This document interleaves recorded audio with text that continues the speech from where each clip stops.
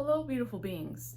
This video is for you energy healers, light workers, empaths, energy sensitives on your spiritual path where you just want to be free of all the energy drains. You're done with having low vibrational energy and you want to learn different ways to free your energy up so you can vibrate higher. I'm going to share 5 things that I don't do that most do that will help you with your low vibrations and help bring it up higher.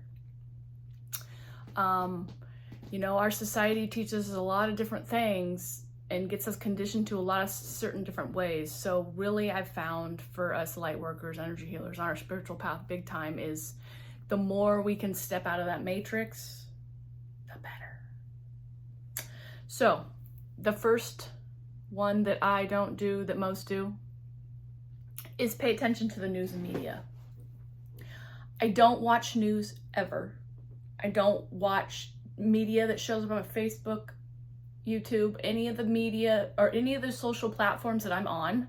I don't ever click on any of the politics, any of the opinions about what's going on in the world, about certain people, about certain opinions, about anything that has to do with politics or any popular ideas that have scare tactics, want my fear energy. I don't want to be giving my energy away to fear. I have enough to work through, so I'm certainly not going to be giving it to media and social media and news outlets. In fact, sometimes I will seek out to look for media and news outlets that focus on positivity. Because if I'm going to get my news from an outlet, or if I want to hear about current events around the world, I am not going to give them to the popular ones because those ones are swayed heavily, and I want my information from the purest form. And I know that mainstream media news has found a way that keeps us in our perpetual loop of fight or flight. And so they use that to keep us there with their content. And that doesn't work for me. That's not working for my vibes. Hey, cat. So I completely shut that out. I might see glimpses of it here, but I make it an importance to get out. Hey, Biscuit, stop. Stop scratching Mad Hatter. So the news and media, I just cut that right out. I don't even miss it. And if you're thinking, well, how are you going to know what's going on around the world? So you don't repeat. You're in the history books. I hear the important things I need to hear from other people. And if I'm going to hear about news and media that's going out in the world, I would rather hear it from my own people. They're going to give me the short end of the story without swaying opinions of people that I don't know and have other agendas. People I connect with daily give me what I need, and I'm like, oh, that's interesting. Well, thanks for letting me know. Now I know a little piece of this or a little piece of that, and I go about my daily business. I connect into an outlet, a world, a reality that is outside of the matrix.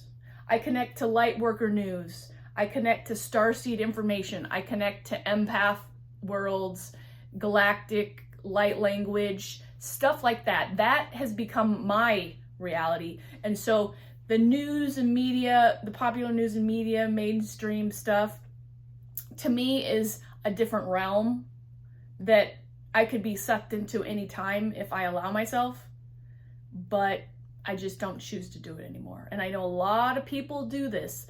A lot of people were raised in this, media and news and grown up in it. I was too. I knew it. I was in the juice. I was drinking the Kool-Aid. But it just became a point where it just felt so dirty and gross to watch it and connect with it energetically. And me being an empath and energy sensitive, it's like draining my soul out. So I had to cut it off. And it's felt a lot better with my energy being out of it because it just fed my fear.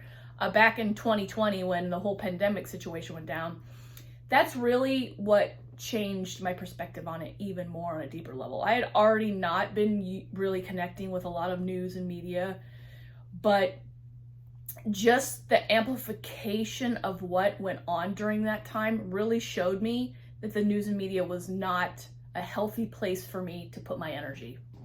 I went through like a couple months of like being in some deep fear that wasn't even, I was just tapping into the collective.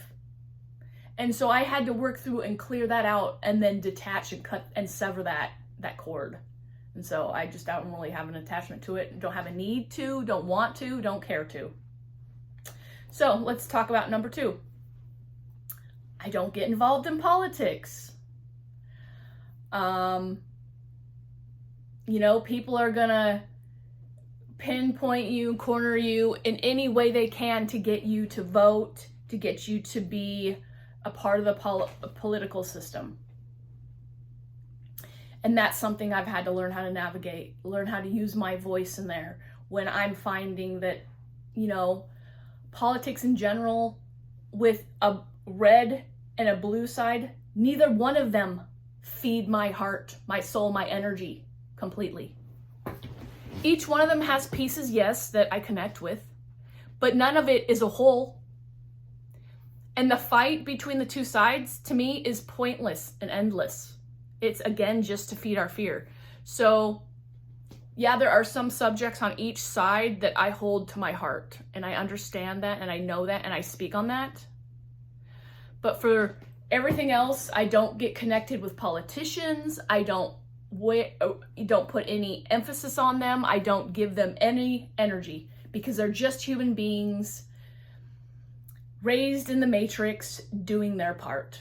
Maybe they are seeking to make a difference and that's their mission.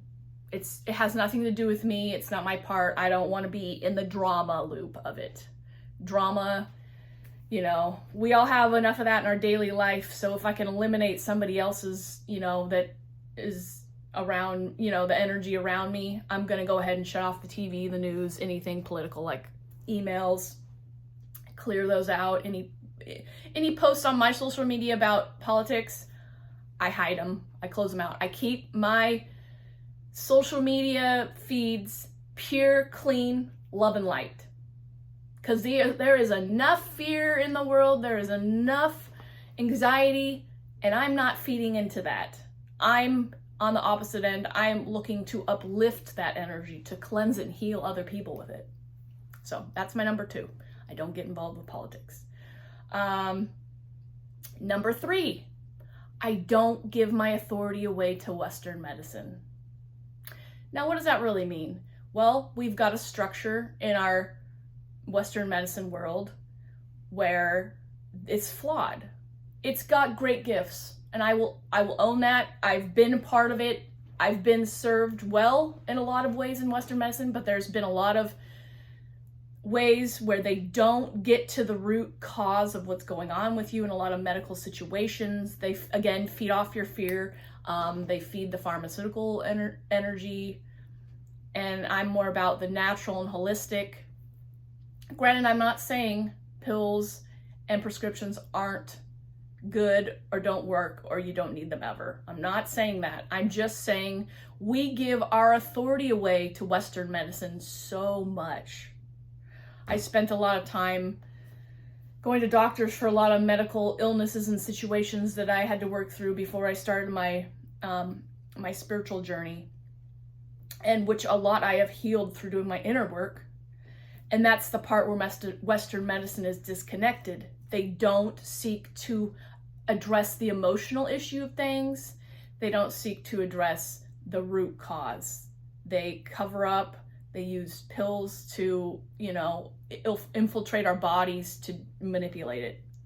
Like I said, it works. It does heal people. It does do work. If I had a big cut on my arm and I was bleeding, I would lovingly, gladly go to a hospital and know that they will take care of me and sew me up and I will be good to go. They are amazing with trauma, blunt trauma, stuff like that. And I completely have my faith with them there. But when it comes to a whole approach to my body, my femininity, my feminine health, my fertility. I don't give them my authority there because they've already shown me that they don't have what I need in that area. I've had to go elsewhere and seek that. I've had to connect with other females who are experiencing the same thing and learn how to heal my body through herbs and spiritual practices and meditation and inner work and clearing my emotions and the traumas that I hold in my body. And they just don't have that yet. So I just don't give my authority away to doctors and surgeons and all the people in Western medicine. I question them. I ask questions. I get what I need and go where I know that they are, where their specialty is. And then I just drop the rest. I let the rest of it fall to the ground because I know where their strengths are and I know where their weaknesses are. And I supplement myself on the other side. So I don't give my authority away. When I'm connecting with a doctor in Western medicine, I choose what I invest in with them. I choose what I allow them to tell me is my complete and ultimate outcome. Now, if I were to have cancer and go into Western medicine today, you would bet your buns that I would not invest my energy completely and fully into what they're saying. I would go out and seek other options, other opinions. I would go do alternative medicine. I would play with herbs. I would heal myself. I would go seek to connect with my emotional side, clear those stuck emotions, those blocked traumas, because that is so much related to, cancers forming in our body. And so it's the whole approach that Western medicine is lacking. And so I just don't give away my whole authority there because I know that they've got a deficit. Okay, let's see. Number 4, I don't buy into the old paradigm. I see this in so much. It's ingrained into our society very deeply. I was watching Homeward Bound with my family a couple months ago. I don't know if I'd ever really seen that movie. And it was pretty good so for the most part because it's animals and it's fun.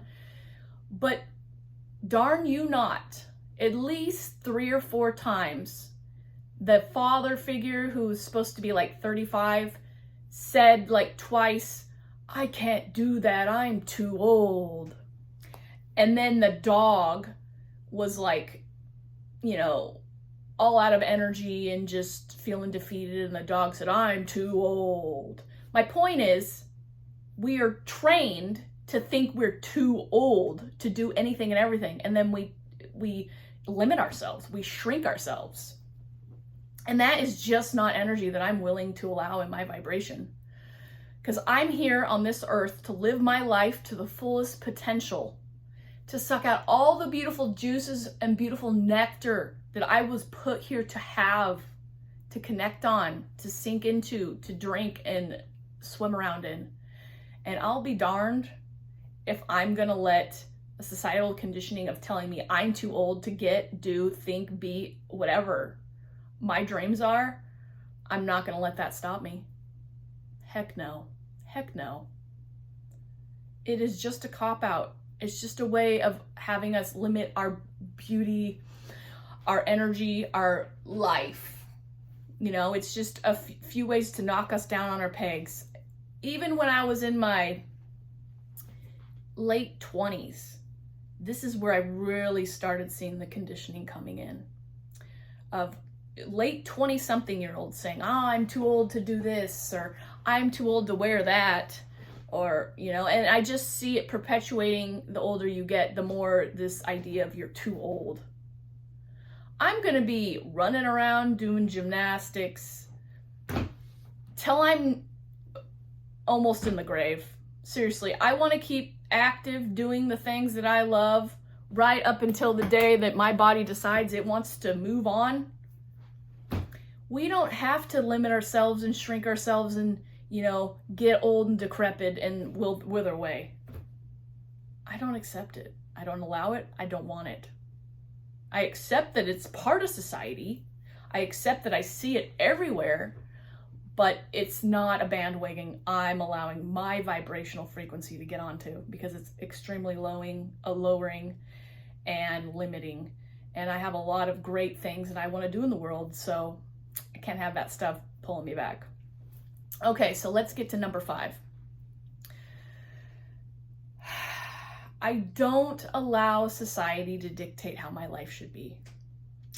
Society's standards will tell you what you should be doing at every stage and every facet of your life. Well, guess what? We get to decide what works for us. We get to decide what we want in life. I can't tell you how many times I've had people come up to me when I'm just like dressed up in an outfit that maybe is like my Hobbit costume, or going out and dressing up in really fun clothes, not everyday clothes, like just because I feel like it and I want to and I want to have fun. And I can't tell you how many people come up to me and say, "Oh, I wish I could dress like you. That looks so much fun. I love how you express yourself. That's so cool. I wish I could do that." Why can't you?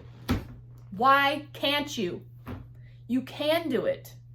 Yes, we're raised in this system, but do we have to own it all? No. We get to self-express ourselves the way we want to. I'm gonna have tattoos and piercings and wearing bright colored fun clothes and lipsticks and makeups and all the things up until my death. I'm not gonna start wearing clothes that people call for 50-year-olds or 40-year-olds or 60-year-olds or 70-year-olds. I'm gonna keep that inner child forever, and she is going to continue to have fun. Look at Cyndi Lauper. She's still owning it. Her birthday's one day before mine. Us cancers really hone in our self-expression.